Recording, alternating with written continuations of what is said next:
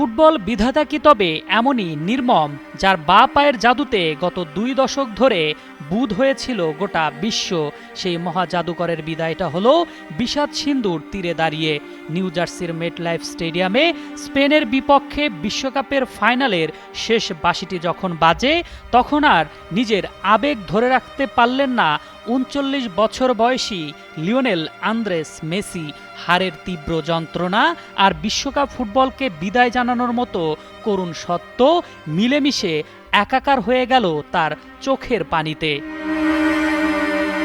রোজারিওর সেই ছোট্ট ছেলেটি, যার শরীরে ছিল হরমোনের ঘাটতি, সেই ছেলেই একদিন ফুটবল বিশ্ব শাসন করবে তা কে জানত?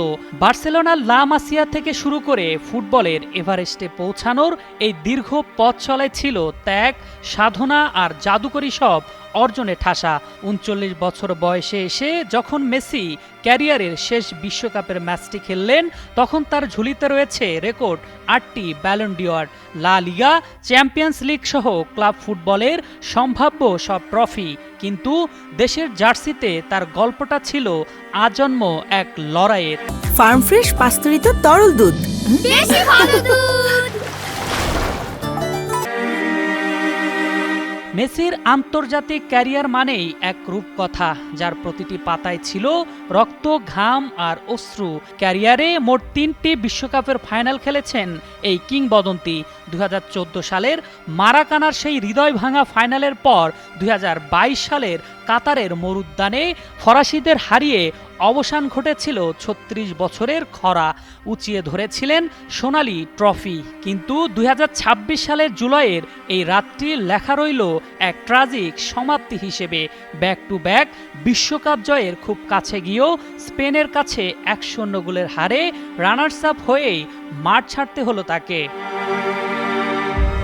একসময় দেশের হয়ে ট্রফি না জেতার যে অপবাদ মেসিকে সইতে হয়েছিল, 2021 সালে মারাকানায় ব্রাজিলকে হারিয়ে প্রথম কোপা আমেরিকা জয়ের মাধ্যমে তার অবসান ঘটে। এরপর 2024 সালেও আর্জেন্টিনাকে এনে দেন টানা দ্বিতীয় কোপা আমেরিকার শিরোপা। আর্জেন্টিনার আকাশি সাদা জার্সিকে বিশ্ব ফুটবলের সর্বোচ্চ শিখরে ফিরিয়ে আনার পেছনে সেনাপতির মতো নেতৃত্ব দিয়েছেন এই এলএম10।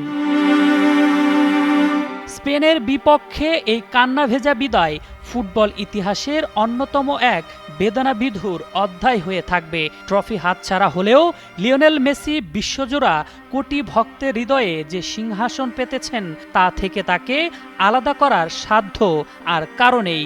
মেসি আছে, মেসি থাকবে সবুজ মাঠে, নয়তো ইতিহাসের পাতায়। আরফিন জুয়েল, যুগান্তর স্পোর্টস।